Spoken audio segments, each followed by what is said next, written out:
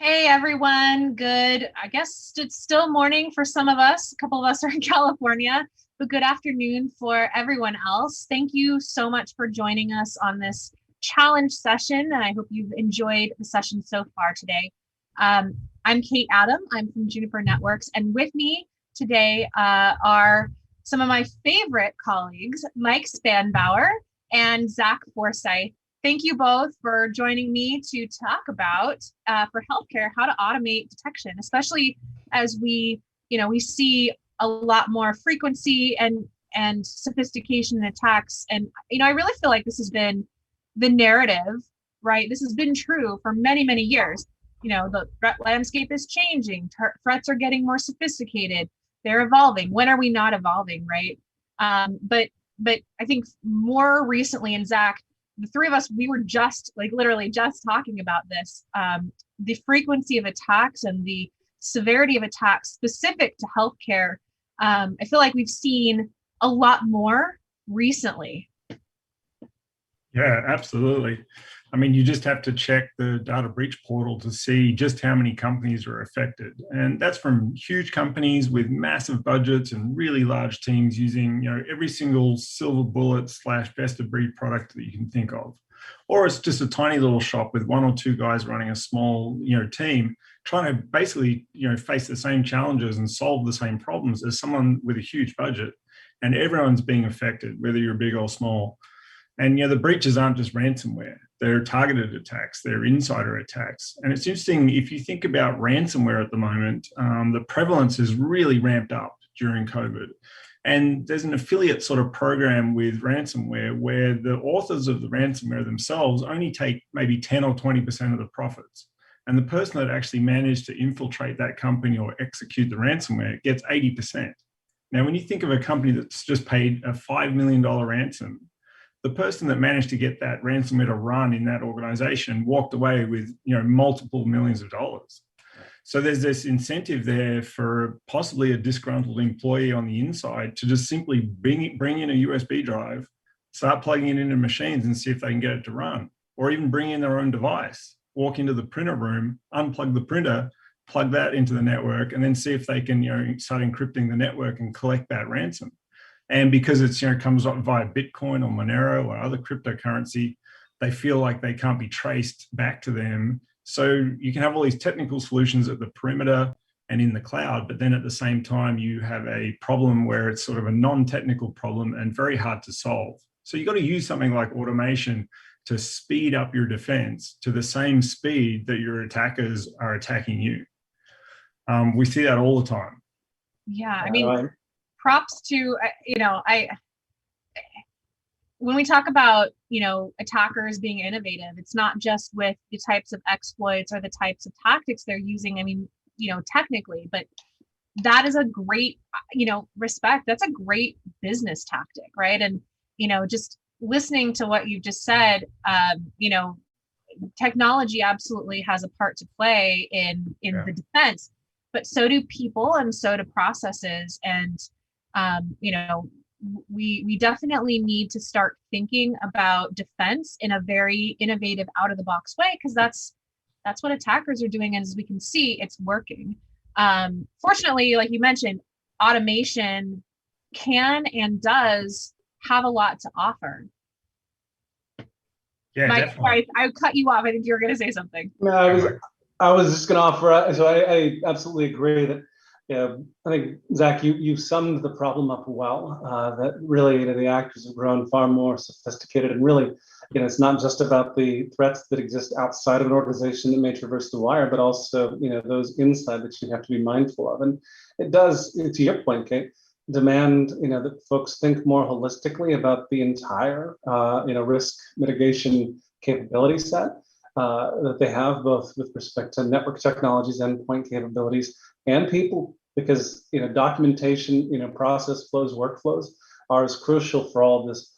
But it does come down to one simple thing, right? The speed of the response affects the outcome, and being able to mitigate as close to the initial detection as possible always reduces the potential scope. I mean, it doesn't always work, but it does reduce the severity or the extent of which an attack or a threat ultimately, achieves its objective. And that's where I feel that, both automation and great analytics, heuristics, and all the other associated capabilities sort of build to give us the confidence that these systems are making the right choices and that they can, in fact, run autonomously and execute a block action or a session, drop, or a secondary set of credential controls where you potentially have a credential theft incident and somebody's logging in from Rome, where in fact we know that employee just logged in this morning in Miami.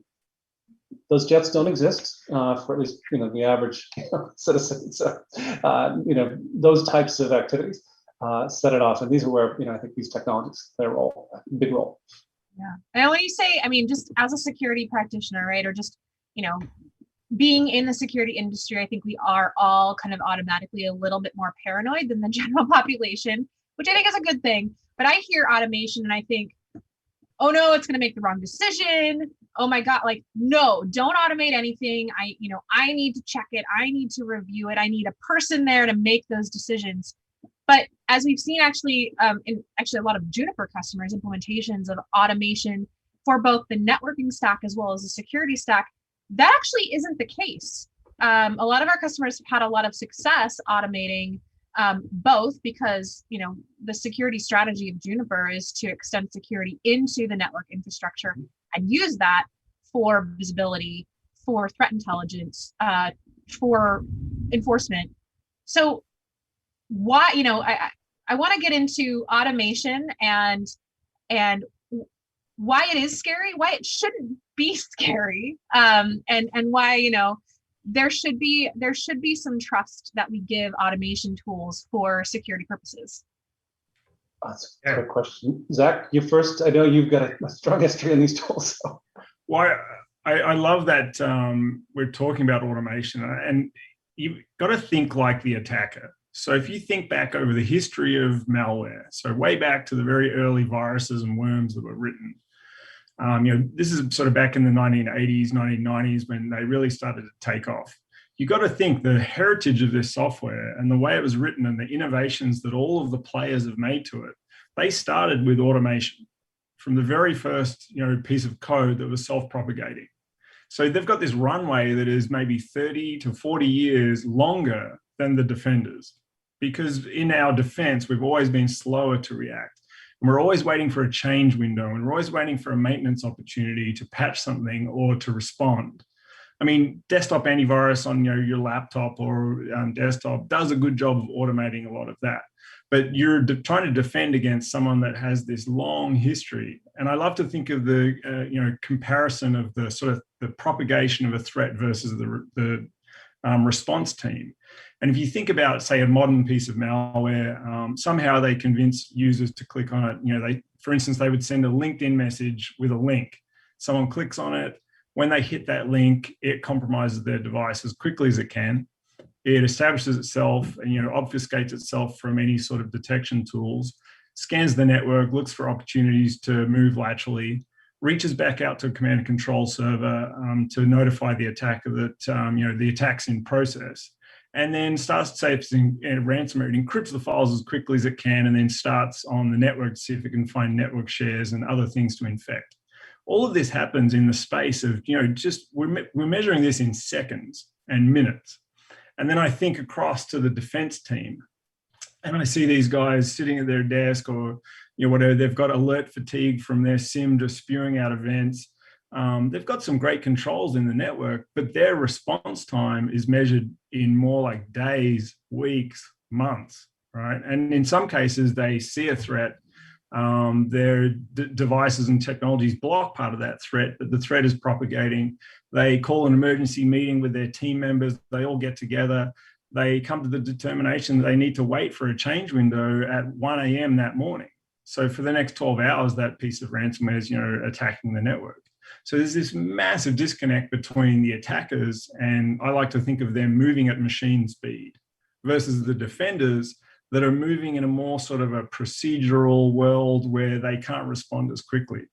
So when you can use some automation tools to speed up the response, so say we have threat levels between 8 and 10 that we absolutely block, that can be a good case for automation without the fear that you're blocking legitimate traffic. But then sometimes you use automation not just to do this straight up block, but maybe you move a host into a different VLAN, turn on extra levels of monitoring and start packet capturing all of their data that's reaching out to different servers. So there's sort of different ways you can use automation, and it doesn't have to be this sort of black and white system where you're going to destroy your network by turning on the evil machine.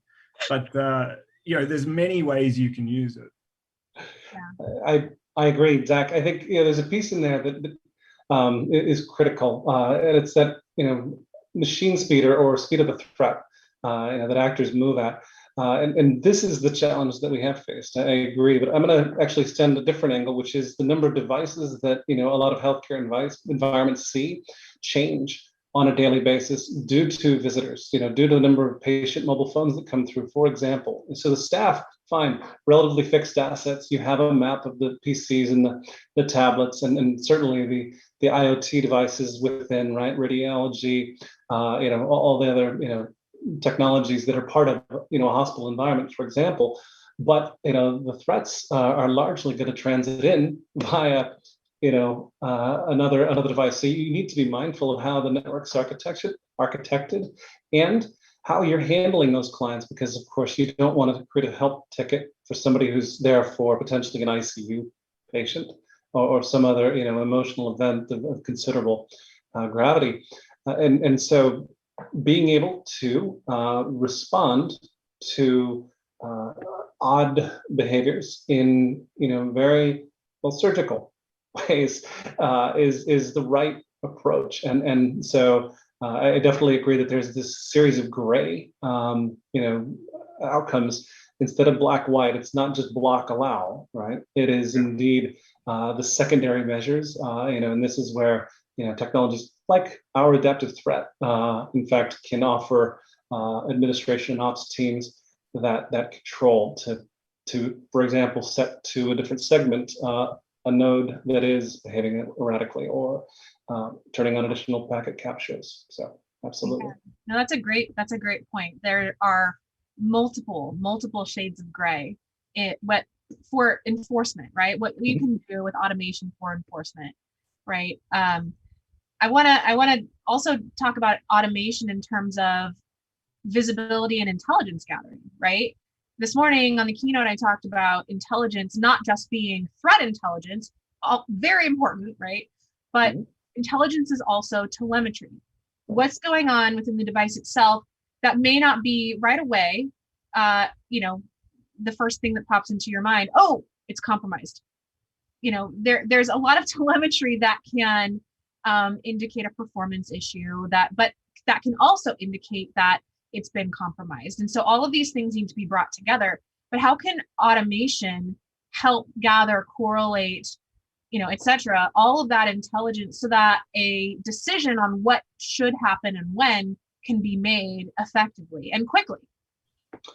I think the timeline heuristics and behavior components are absolutely critical to pull in when reaching that assessment or driving an outcome that's part of the response automation motion, right? Port sweeps or other activities, to the point you made, Zach, about scanning the environment are certainly threat behaviors, but the actors have learned to not just simply do a port spray, and now this whole concept of low and slow makes it more subtle and more difficult to see. And so having some period of time which you can snapshot and do a compare in an automated fashion, I think raises the capabilities of the ops teams to recognize and to ultimately act upon potentially malicious behaviors. And again, that potential is the reason that people have been conservative and risk averse to not just cut the connection.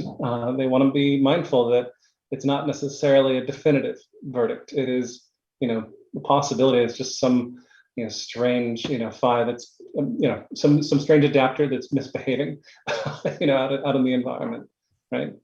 Yeah. And it's interesting if you think about the innovation, we sort of touched on it earlier, the innovation of the attackers themselves, like detecting traffic on your network that is actually bad can be quite hard.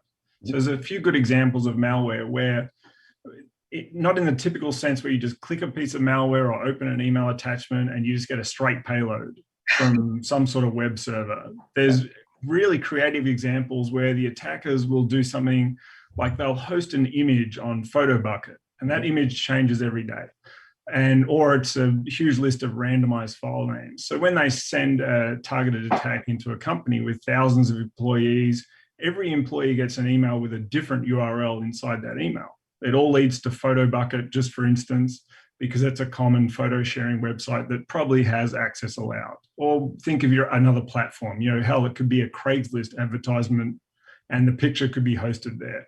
The malware reaches out, grabs the picture, and then it looks at the EXIF data of the picture itself, pulls out data from there, which then leads them to the attacker's CDN network. And you've got to think about the attackers not just hosting, sort of their systems just on one server or a handful of servers. They're using exactly what we use. So if you think elastic scale, they may not be using Amazon to host their malware, but they're certainly using CDN type networks, multiple hosts that change all the time, things like that.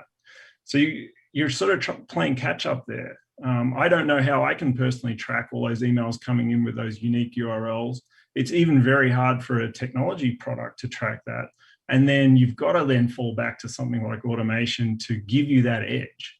And that's what you're really looking for. You either want to level the playing field so you're not in this race condition with the attacker, or if you can, you want to get that edge above them where you're limiting the attack severity. Yeah, reduce the attack surface. Yeah.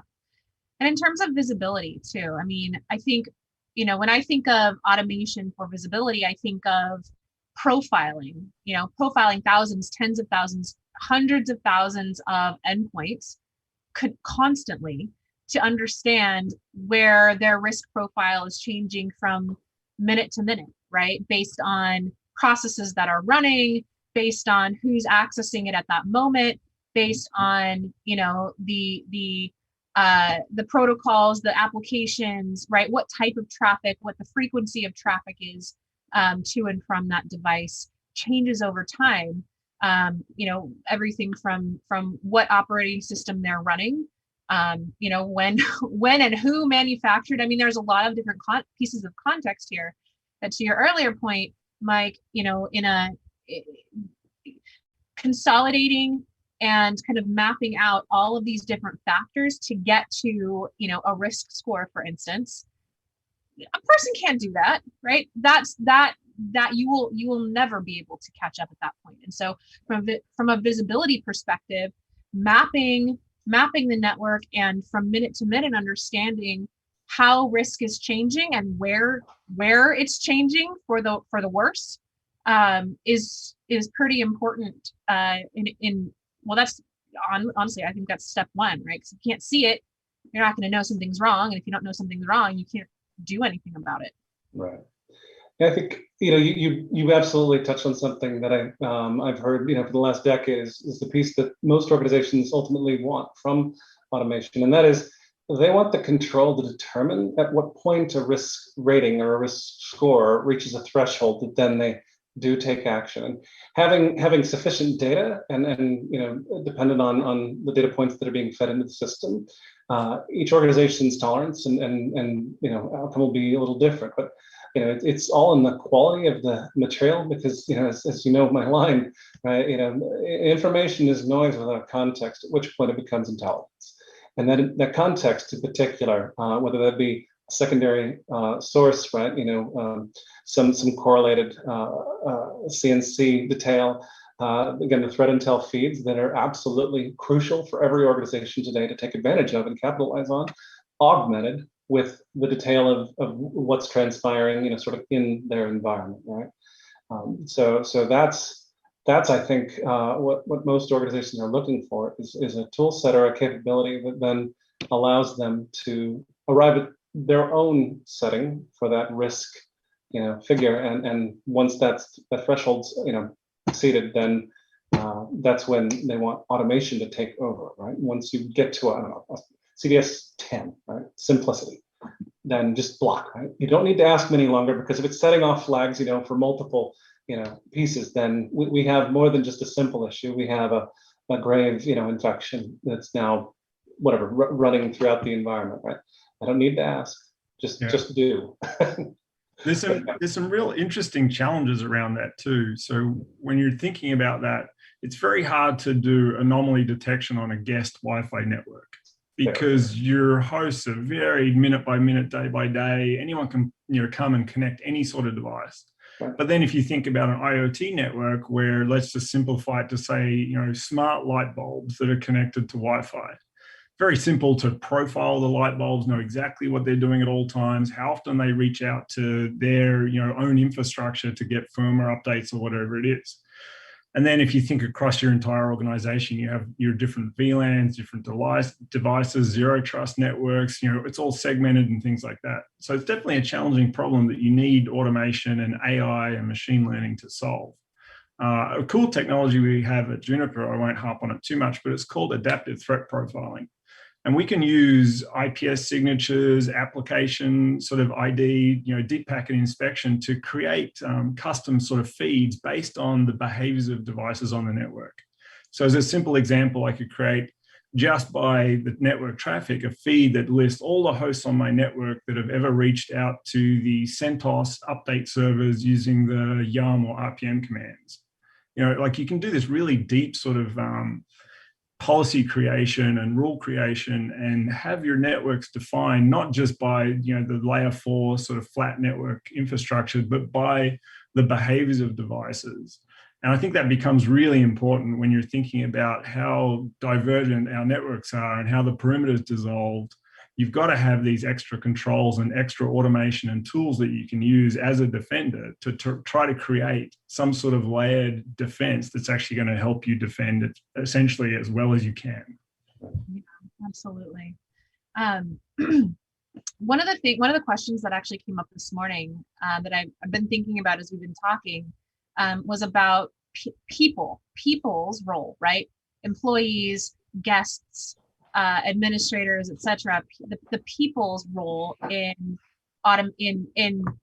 protecting patient data, in protecting the network, in security. In my view, security is everyone's problem, right? It's not just limited to IT because everyone is impacted. And one of the things, Zach, that you just said, right, where you are kind of turning the enforcement up maybe tick by tick. Right, there's this whole gray scale, and one of those enforcement pieces that can absolutely be automated based on the type of the behavior of the endpoint, right, is making sure that certain devices are put into different VLANs, right. The appropriate security policy, and maybe you get more and more strict with security policy as that risk level goes up. Maybe if it's a user. A logged in user device, that user or that device requires MFA from a secondary device. But the question I got this morning, which was great, was, what are the challenges in kind of teaching or communicating security and the people's role in helping secure the network, especially in healthcare? What are the challenges with that? And we talked about communication. And one of the things, as you just said, right, because I'm thinking like, okay, I'm at the help desk, and one of my security guys, or one of the security policies just is an automatic block for something, right? And as a result, I'm thinking, crap, I'm going to get 100 help desk tickets for this. I'm going to have receptionists and nurses, whoever, calling me up, yelling at me because they need access right now. What the heck am I doing, right? But one of the things that has been helpful in some of my past roles has been MFA, but also has been communicating the why, right? So it's similar, relating this to patient care, right? There are a lot of processes in place, and everyone is on board with why those processes exist. For example, when you're a nurse or a doctor, or even just an administrator coming in, and if you're going to tell them medical information or give them meds or whatever, you always check what's your name, what's your birthday, if they're lucid, right? If they're coherent. That's a policy in place that actually saves a lot of misdiagnoses and not distributing the wrong medication to the wrong person. Well, the same is true with some of these security controls that are not outright blocks, such as, you need to log in or put this code in from your phone, or from this secondary device to make sure that it's you, to help with to help with that access, to help with that enforcement and help secure the network, right? That's a process in place that, it actually helps patient care, because we all know the risks, some of the risks involved with if the network is threatened, especially for some of those more critical, involved in patient care smart devices. Human life absolutely is at stake here, right? It's not just monetary. It's not just, patient data goes out somewhere and then gets used by someone nefarious. It absolutely is patient care. But the communication of why these processes in place, yes, why it may be a little annoying to have to type in a code or log in from a secondary device to make sure that it's you, is important. Just like those processes that are in place with physical patient care, they're there for a reason, and they're there to protect the patient and protect the hospital. I think you bring up an incredibly important point, Kate. That is, oftentimes, in the world of security, right? The security controls team is perceived as the office of no, and there's a reason. But back to that paranoia piece, it's because of experience.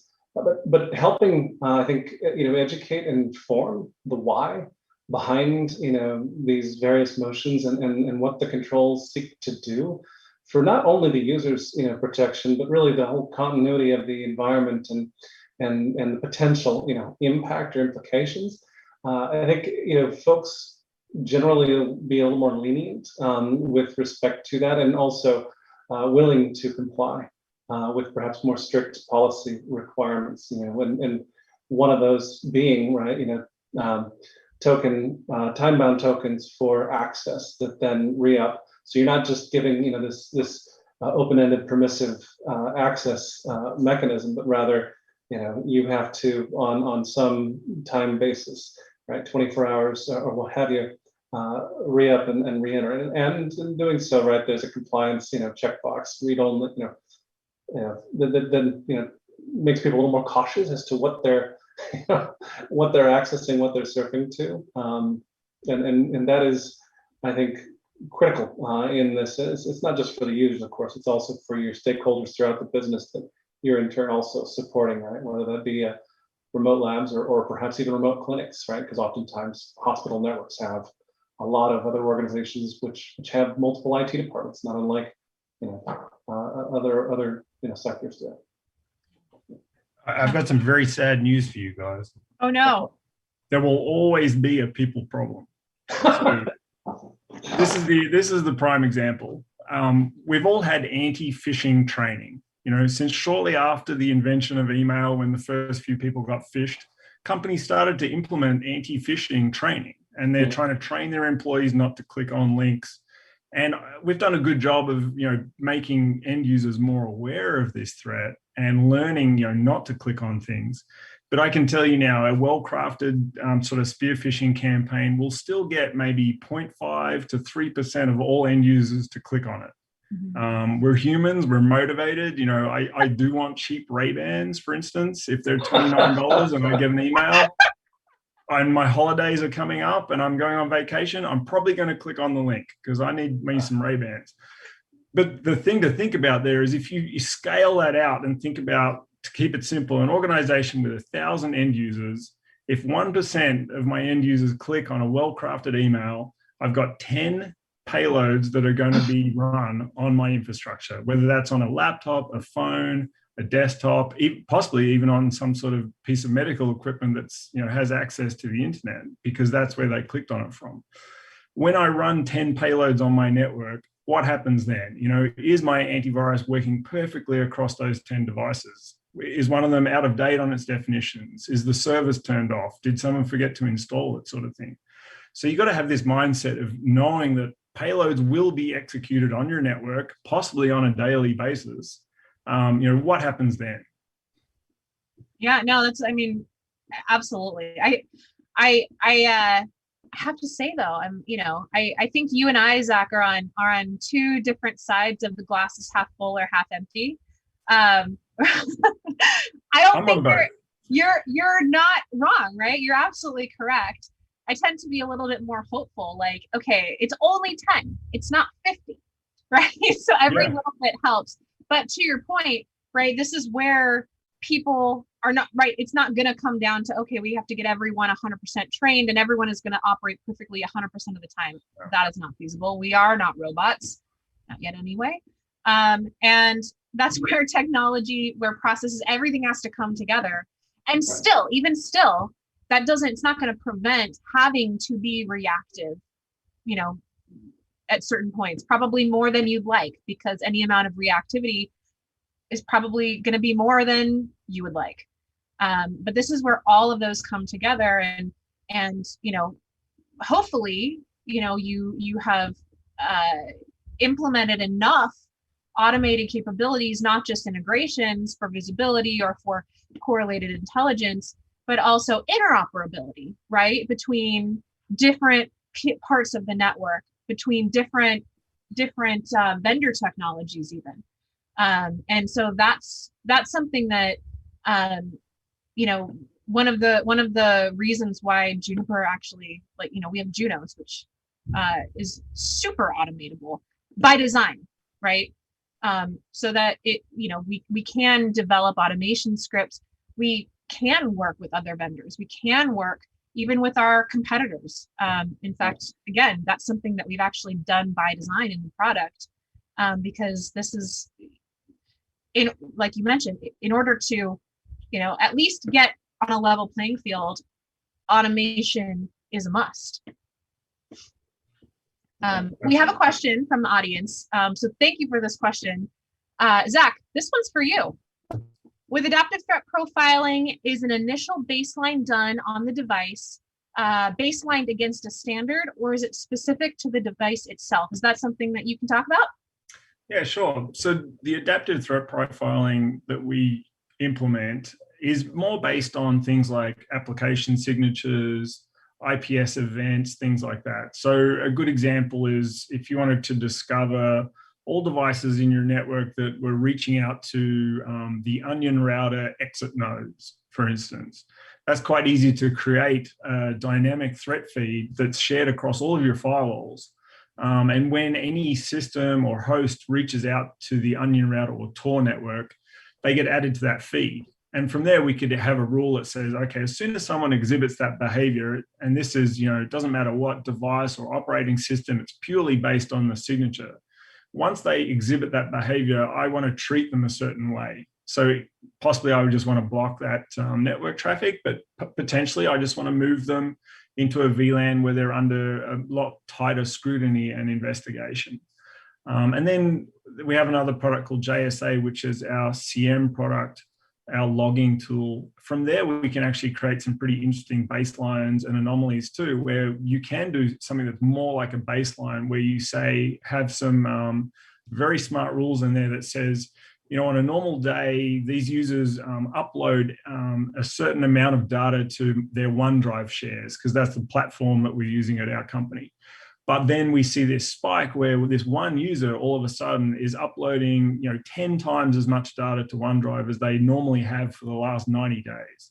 So you could have rules there and correlations between all of your data from your logging devices that says when this happens, I need to not just send a help desk ticket, where someone picks it up after they come back from lunch, but maybe have some automation around that where you start really getting on front of it. And unfortunately, as defenders, we're always stuck in this reactive role. It's a little bit sad that the industry as a whole hasn't embraced more sort of tools like deception networks and things which actually are more like mousetraps for the attackers to step on. And we're just not in that realm. So we're always going to be a little bit reactive. So you've got to use the tools at hand to be as fast as you can be. Yeah, no, that's great. And thank you for the question. Keep them coming, right? This is an open conversation. Yes, the three of us have been monopolizing the conversation, but your questions are welcome and encouraged, and comments as well, right? This is we're here for you. One of the things that I want to get into too, because Mike, you and Zach both have worked with customers, not just at Juniper, but previously as well, especially in implementing security architectures, creating, designing, building security architectures, and at Juniper specifically, what we like to call the threat-aware network, right? Where that's what our portfolio does. It interoperates, it integrates not just great networking, but security is extended to that network infrastructure. Have you experienced in your dealings with our customers, maybe they're in healthcare, maybe not, but some great examples of automation being implemented for a security purpose? Oh, if I may, Zach, there's one that I'm constantly in awe of because the scale at which he achieves really an operationally balanced environment. It's second to none that I've seen in the last 25 years of my experience, and I've worked with an extensive amount of the Fortune 100, Fortune 500 organizations, and so this particular individual is a network and security ops leader for a very large organization, and in fact, he did not have complete control over endpoints, but he did have a large number of our capabilities deployed throughout his infrastructure and his environment, and he does manage the wide area networks as a really as the throughput. And so there is no exit, right? All the DNZ, right? Across the entire infrastructure, and then there's many dozens and dozens of individual organizations that each run autonomously that all have to come through his environment, his network. And so his line is that, look, if a packet has to come across my wire, I get to look at it. And so being able to control, inspect, and to manage this gives him unique freedom with our capabilities, and particularly our orchestration product, which is part of our management solution, security director. Policy enforcer specifically was able to take action on an identified malware event that was making a C2 call out, which was likely to result in, frankly, a ransomware instant that would have been pretty significant given the organization it targeted. But because he owned the network, he simply snapped the session, isolated the host, and basically handled it as a simple cleanup ticket that he sent over to that group's IT arm to go, hey, you've got a user here, right here, to go and clean the machine up. And all of this was feasible through our cloud-based intelligence capability. So ATP Cloud and the policy mechanics that was all automated. And so he'd seen over years how accurate and how capable it was, and he and his team had the confidence to basically allow the controls to take direct, decisive action when certain event thresholds were achieved. And so this the scale at which he manages the number of elements is in the many tens of thousands, with a team of 3 dedicated to security only and policy management. And the broader implications are even more staggering. But that customer in particular, I think, stands out for me as an example of what's possible with great automation and intelligence that you can trust. Thanks for that, Mike. We do have a comment here from Michael. Thank you, Michael. So he says that budgets are not open-ended. So acceptable risk is probably determined by available IT personnel dealing with the automated detection. Automating the response would help reduce that acceptable risk. Michael, thanks for the comment again. And yeah, you're absolutely right. Automation absolutely can help augment the staff that you have currently on hand. Right. One of the things, I think we can't get through a session, any session involving security, where we don't mention that there are over 1 million open headcount, open recs that have not been fulfilled for security positions. And so, I know there have been a couple of customers who have absolutely done this, right? They've augmented, their existing personnel, and whether or not they have open headcount, it's not like no one can ever use the extra resources, right? I think that's something that's common regardless of what department you're in. You can always use more help, and automation offers that. And as well, just talking about budgets too, right? Automating, using automation to augment what's currently in your network, right? Using the gear, using the infrastructure you already have to add value, basically to create value by doing some, that example, that customer example you just had, Mike, creating something new, creating more value just purely through automation, even when you're not putting down extra dollars for the latest, greatest, best of breed, shiny new thing. Absolutely. If I may, and then I'm going to toss it to Zach, since I think this one's actually better suited for you, buddy. But in particular, right, the concept of efficiency and being able to really make the most of the people that are responsible for operating the environment, giving them the tools to scale their own insights. That's one of the keys, what automation delivers. And in particular, right, being able to do so, for a team, build confidence in those solutions is particularly, important. Right? You're never going to go hire across all those roles, well, not likely, but this is a path. And I'd really love to hear, Zach. I know you've been working with a number of our customers for a while.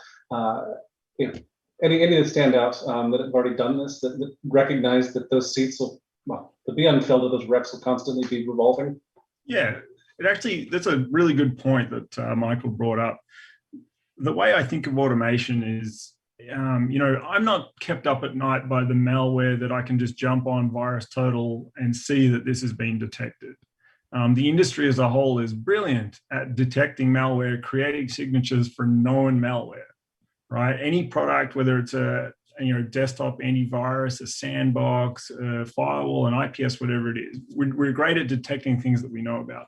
The sort of thing that keeps me up at night is the stuff that flies under the radar. So I love automation in the sense that it can take care of the remedial stuff that's very easy to do, detecting threats, responding to threats. And then I get to spend my time in other parts of my network doing things like running evasion networks, spinning up honeypots and having them sitting at strategic places on my perimeter and internally in my network. Then I can get into things like threat hunting. And I have a lot more fun doing something like threat hunting versus looking at the help desk system, working out who's been infected by viruses and cleaning up their personal machines. So if you can take the load away, just the simple bread and butter sort of security response stuff away and automate a big part of that, then you and your team get to spend a lot more time doing a lot more advanced threat hunting and threat detection, which I think is far more value to your company than just sitting there just looking at alerts coming through on your log collector. Right. Yeah, absolutely. Let the machines take care of the 99% that are known, that like you mentioned, that can be, so they can be handled quickly, and a machine can't handle them. And spend the human brain power. That's where the value is on the stuff that's much more challenging, more sophisticated, but like you mentioned, it's just cooler to work on, right? Yeah. It's where the bigger benefits lie, right? I mean, then you have cycles to improve your workflow, your processes, and get to the response concept as opposed to the reactive one. Exactly. That's where everybody wants to be, and as you said, it's more fun there, right? It's whack-a-mole with variants that are just simple iterations from what we already know about. That'll make somebody pretty bored pretty quick, and it's why oftentimes IT groups have the nuclear option and just restore the machine as opposed to doing any investigative work. Yeah, absolutely. I mean, I think one of the personality traits that I think most everybody in IT and specifically in InfoSec have in common is that we all love a good puzzle, right? We'd rather not spend our time on the known stuff that can be easily handled by a machine. Give us the puzzle, give us the hard stuff. That's the stuff that is fun. And to your point, Mike, that's the stuff that's going to make the bigger difference, because that is what's getting, that is what is, gonna, have the opportunity to take down a network or really impact patient care, or really, put you in the news for a reason you don't want to be in the news. Exactly. Yeah. All right. Do you have any other questions or comments from the audience? Again, I encourage you guys to do that. And while you're writing in your questions, again, I'm going to make a plug because, as I mentioned in my keynote this morning, it's super close to my heart. And we were just talking about the cybersecurity skills shortage, which, you know, I don't know a point in my career in cyber where I haven't been talking about that, but there are many initiatives to break down a lot of those barriers to getting more people involved and interested in careers in cyber. Specifically, the one that actually is happening tomorrow is called the Diana Initiative Summit. The Diana Initiative is an organization, nonprofit organization, that their whole mission is to break down those barriers to entry, to get more students, to get more people. Just if you have any curiosity or interest in InfoSec at all, right? There are lots of tools. There are lots of, really, really amazing professionals. Some of my personal favorite professional hackers. There are a lot of mentorship opportunities for students, for veterans, for underrepresented individuals, to get more people interested, involved, and started in a career in cyber, regardless of their skill level today, right? I think one of the things that has interested me in cyber is you don't need an advanced degree. Most of my friends who have gone to, there we go. Most of my friends who have gone on to become like these really amazing security architects, red teamers, blue teamers, the folks who are the ones who win all of the hackathons, right? They just learn by doing it, having a genuine interest. And so the Diana Initiative is there to stoke that interest, to light a fire in that curiosity and break down and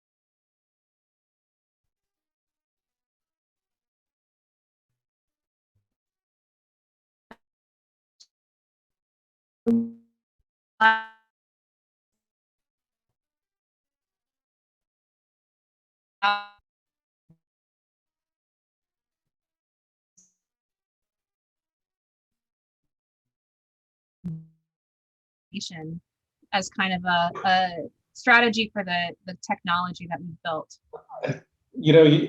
There's a lot to talk about. I'm not sure we can do it justice in 10 minutes, Zach, but let me tee up a few things that I think are going to stand out, and then I'll toss it over to you.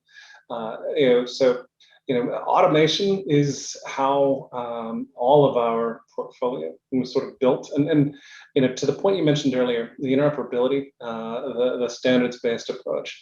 This is crucial. It's key, right? And the script languages, the calls, right? So REST API, Ansible, et cetera, allow organizations to achieve truly amazing things with our offerings and with other offerings, which is part of the benefit of having this extensibility just native to most of our product today.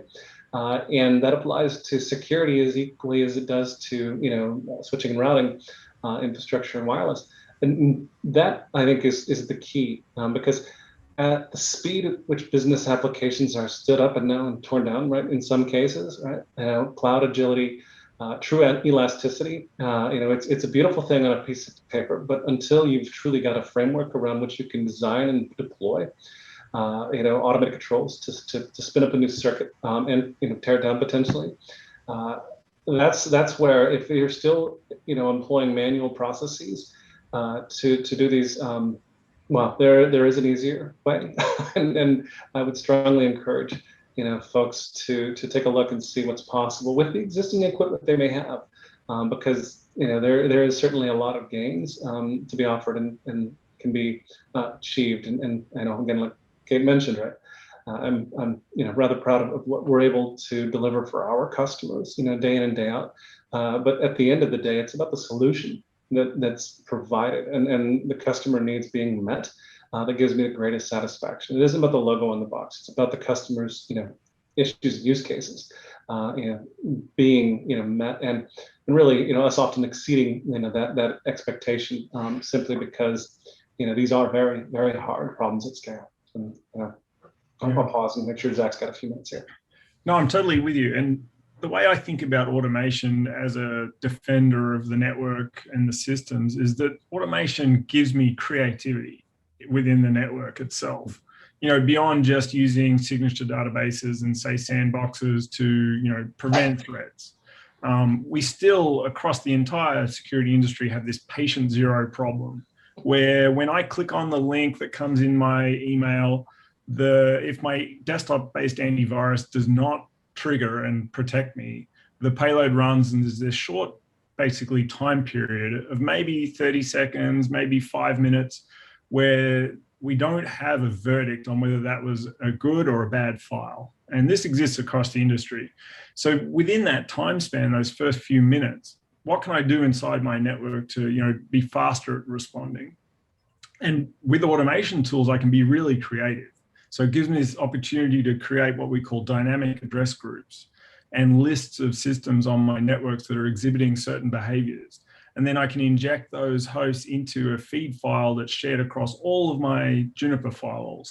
But not only that, it's also then created as another dynamic address group that's then shared on Palo Alto firewalls, for instance, and pushed up to my cloud infrastructure. And I have SRXs sitting in my cloud infrastructure, or Juniper actually even has containerized firewalls that can sit in Docker and Kubernetes clusters. So you can have protection inside microservice chains, in serverless workloads using the same threat feed that's on a perimeter file at a branch office. So I love talking about automation and thinking about automation in the ways that I can try to use it really creatively to, again, give myself that edge against the attackers. Yeah, that's a good point. I mean, the creativity, right? Like it's anything that we don't love doing, or right, data is kind of the canvas here. What can we do with all the data that's available to us? How can we automate it? How can we do something interesting like that, right? Like, let's just share all this threat intelligence, all of this, hey, who's attacking my network right now, right? Not the industry, but me right now. How do I know it's an attack? And then how do I activate the rest of my network to defend itself, right? There's so many cool things you can do with automation outside of security, but absolutely for security purpose, that will help augment the personnel you have today, right? Until you can hopefully fill those headcount soon. But definitely it's a tool that you should be using often and wherever you can. Yeah. My own agreement, Kate. I think it's the key to operational sanity for most organizations. And while we spent most of the energy in this session talking about the security capabilities, and frankly, just the speed and efficiencies that it delivers. It's also, I think, important to mention, although it's inferred, that the operational tasks of policy consistency, firmware maintenance, especially at scale, and other tasks, which Lord knows if you've ever gone through a 100 or 200 site upgrade, it's an endeavor. These can be done via automation, and in fact, we've also tools and we've capabilities that we can link, and we have a page for that. But being able to do so without having to babysit each and every machine, and make certain that each of the services come up. This is what's possible, right? This is available now. It's not some dream, and I think this plus the other security capabilities is what teams are screaming for and sorely looking to have in their toolkit when it comes to just the tasks that involve keeping the lights on. And absolutely, this is how we change the trajectory. This is how we change the outcome as an industry.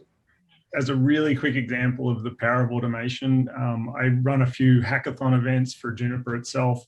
It's a red team versus blue team scenario, sort of capture the flag with multiple teams attacking Juniper infrastructure with some hosts that have deliberate, exploitable holes on web servers and things like that.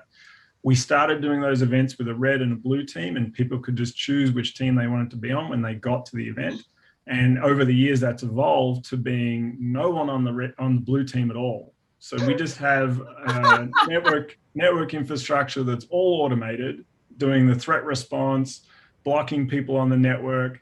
And then the last event, we had about 80 or 90 attendees on red teams, all attacking the infrastructure.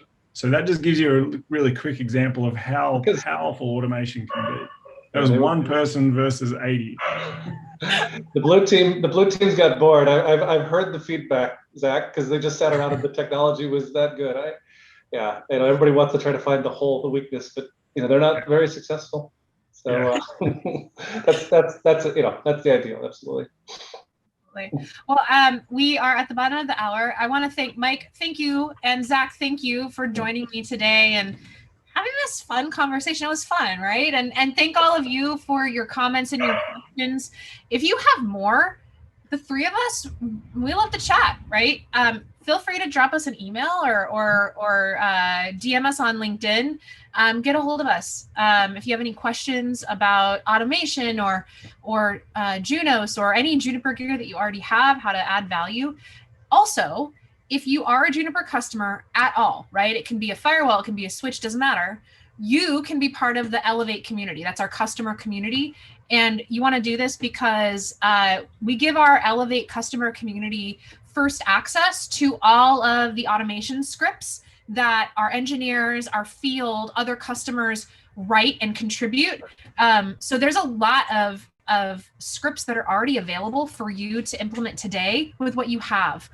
So again, I would encourage you to check out the Elevate customer community and, honestly, get some free scripts. Talk to others who've implemented this in similar environments to yours. But again, siberX, thanks for having us on, and hope you guys all have a great evening. Thank you. Thanks all. Cheers.